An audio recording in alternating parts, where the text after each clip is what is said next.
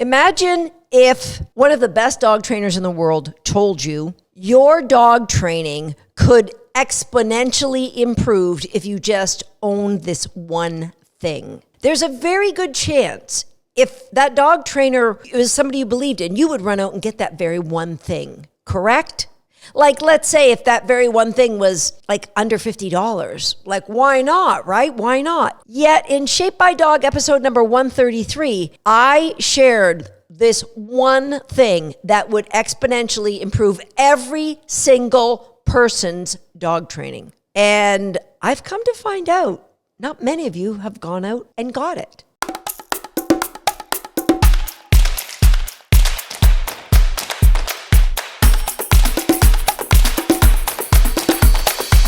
Hi, I'm Susan Garrett. Welcome to Shaped by Dog. In Shaped by Dog episode number 133, I talked about the value of videoing your dog training. My mentor, Dr. Bob Bailey, said in his lifetime of animal training, which started when he was a child, when I asked him, what do you believe led to the biggest leap in the science of animal training? And he said, there's no doubt in my mind, it was the advent of video. That when they first got their first video camera, it was like hundreds of thousands of dollars, but it was a great investment. Today, I'd be willing to bet if you have the ability to listen to this podcast, you have in your pocket something that could create a video for you. Most smartphones, most phones that people have that ability. And if you don't have a smartphone and you're listening to this podcast, maybe at the library, then I bet you could get a GoPro and you could be videoing your training that way.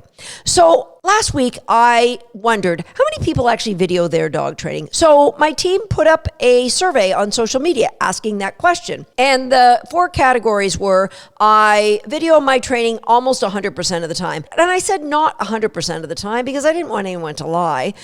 But let's just say you make an effort. You make an effort, you see the value, you make an effort. The next category was greater than 50%. The next category was less than 50%. And the bottom category was, I don't do it. And when I thought about this poll, I thought, well, I bet you'll be like 25% or less that would do it 100% of the time.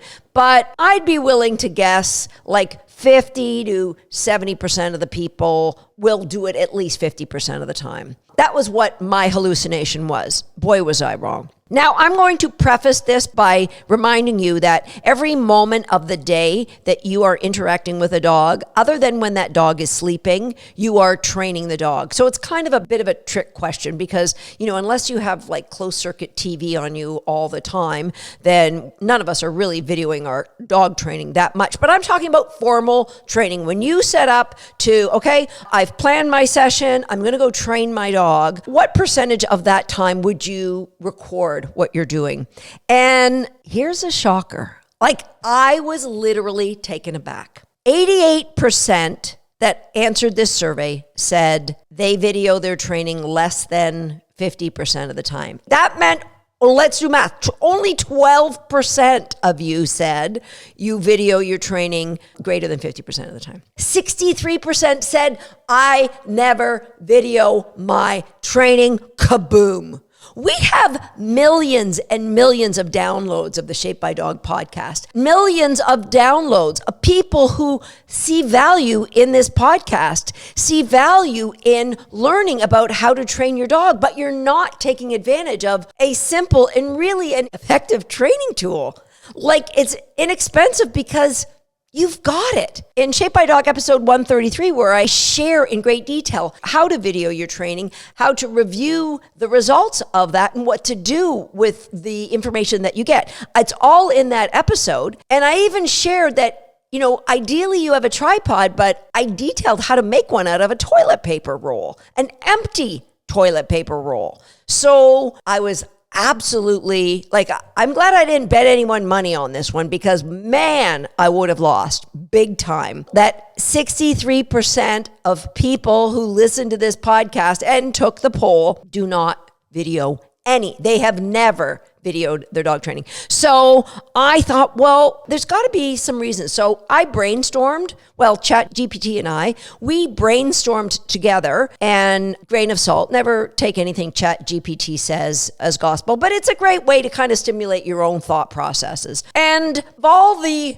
suggested reasons ChatGPT had for me why people might not be videoing the training, I categorized them into 3 groupings. And I think I'm only going to have time to get through 2 of them on this episode, but I'm coming back around because I want to reverse those statistics. My goal is for it to be 88% of you video your training greater than 50% of the time. There, I've stated it. My goal for 2025. So of the 3 groupings that I mentioned, I think probably the most impactful would be mindset and awareness. In that, within that category would be value. Like, you're not going to do something that you don't see value in doing. Who's going to do that, right?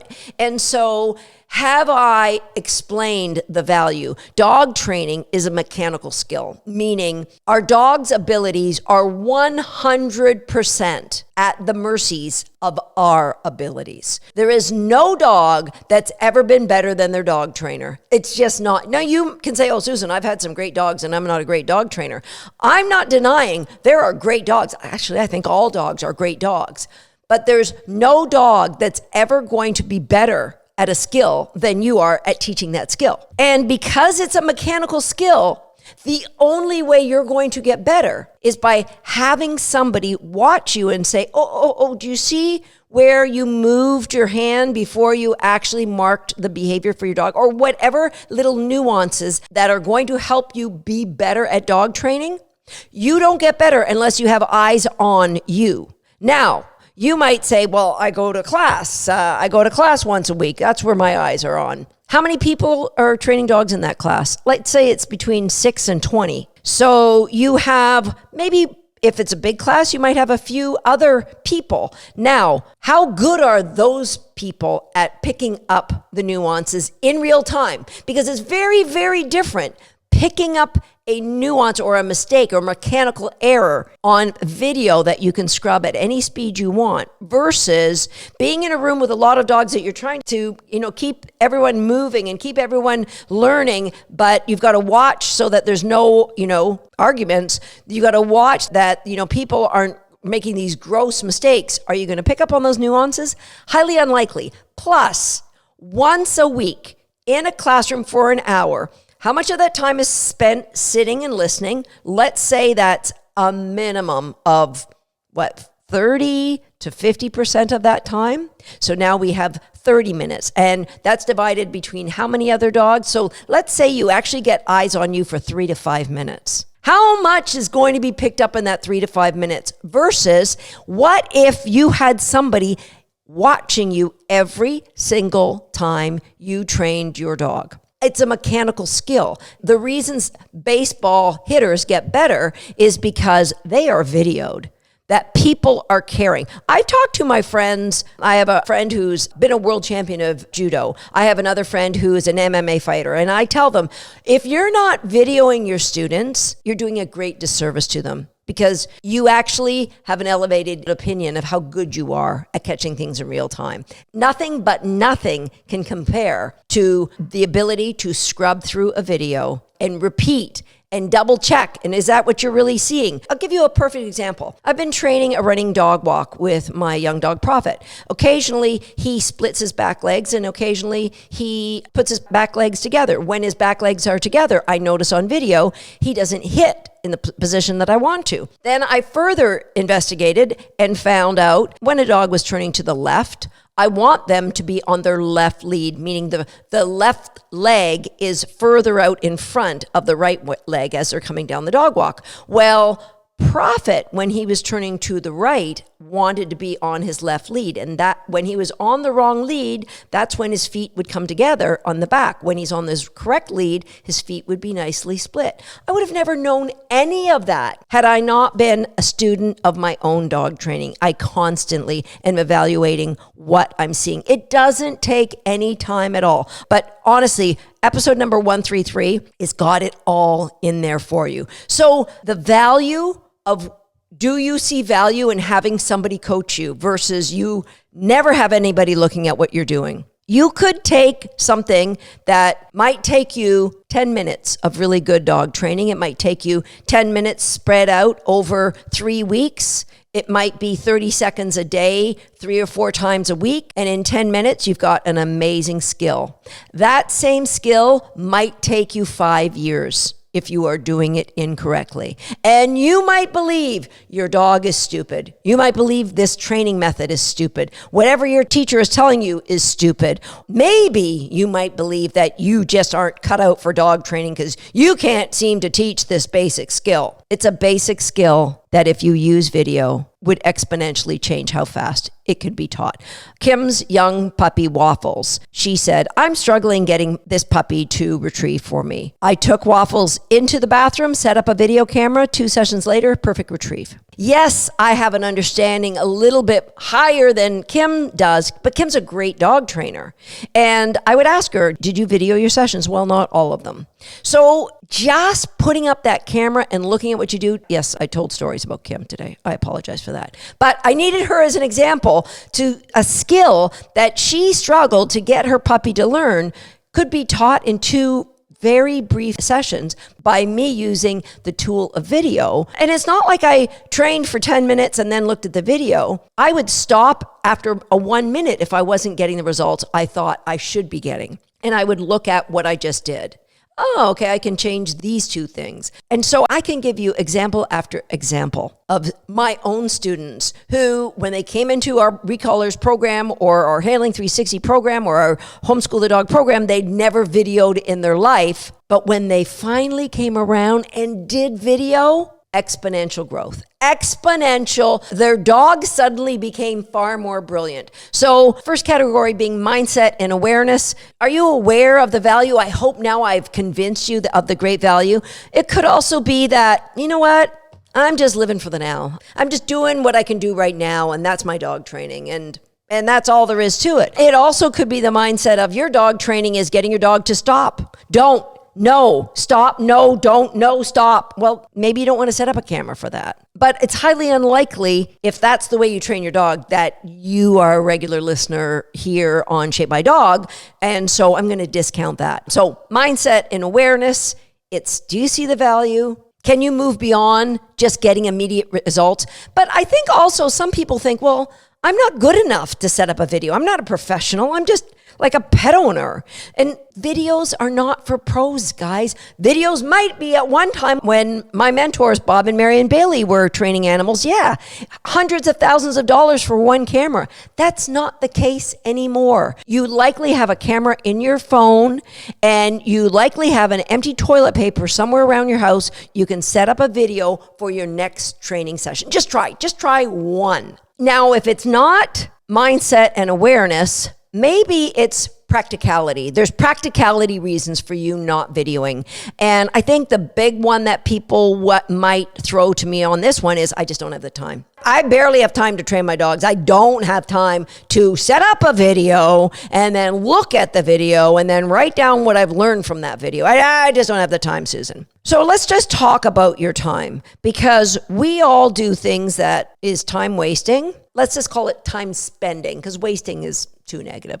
So we do things that spend our time, and then we do things that are an investment in our time. So spending time might be like doom scrolling. It might be binge watching something. It might be anything that involves excessive amounts of alcohol. That is just time spending. That is not time investing in any way, shape, or form. So there's a lot of things that we could be that are just time. And I don't have to be here telling you, the things you do that are time spending versus time investing. Time investing is anytime you are deepening a relationship with somebody, or let's say a dog. So that's an investment. Anytime you're learning something, you're reading and learning something, you're watching something that is educational, Shape by Dog video on YouTube. Those are investments. So I want you to be present to how you say, I don't have the time. What are the time spending activities in your life that you could curtail to give you a little bit more time investing, because I promise you that videoing your dog training session is an investment that pays for itself far more than some of the best investments you've ever made. So under this practicality heading, I might also put, I'm not great with technology, and that's just technology, and I'm out there. So there might be a learning curve. While you're learning the technology, that's an investment of your time to learn technology. There'll be a learning curve. Well, you learn to set up the camera. You learn, well, geez, my butt was in the way the whole time. So you need, well, I didn't place the camera correctly. And so yes, there is at first a learning curve where you're not going to have like the best payout of your investment of time of videoing, but I promise you, any videoing other than when the big black moon of your butt covers the entire camera for the whole session, okay, that's not going to give you much investment return. But anytime you document your training with a video and you look at it and you can see one thing. So some of you may be able to look at you training anything and be able to pick out 5 ways you can improve. If you're brand new to dog training, what you might need is a video like one of the 400 or 500 that we have on our YouTube channel of somebody like myself training a skill, and then you look at your training and your video of what you did and watch to see how I held things, how I tugged with the dog, how long I trained. So you're comparing those. Those of you who are in our classrooms, we have coaches to help you look at your video and compare it. And then if you're still having questions, post your video for us to help coach you through. So the practicality, I get it. You think that I just don't have the time. But when you invest in something that's worthwhile, it actually gives you time back. In that, the skill that might take you 10 minutes that you've struggled with for 5 months could be absolutely turned around by videoing your next session. Now, in our next Shape by Dog episode, I'm going to talk about the next category, and I think it's a big reason why people aren't videoing their training, and that has to do with emotional barriers. And maybe it's a bit of a deeper topic we'll get into next time. But in the meantime, please jump over to our YouTube channel, jump onto this video, and in the comments section, please share with me, are you one of those people who have never videoed your training? And if not, why do you think that is? I'd love to get that feedback. If you're one of the people who have only occasionally videoed, please let me know if you're willing to step up and help me reach my goal of flipping that statistic on its head so we get 88% of the people videoing their training at least 50% of the time or more. Let me know. I'd love to know. I'll see you next time right here on Shape by Dog. What are you looking at me like that? I'm not stopping you from watching any videos. You're a subscriber. Are you a subscriber? If you're not a subscriber, hit the subscribe button now and be sure to turn on that notification bell so you don't miss a single awesome video from us. Right? They should, shouldn't they? I know, because you're subscribed. They should too, for sure.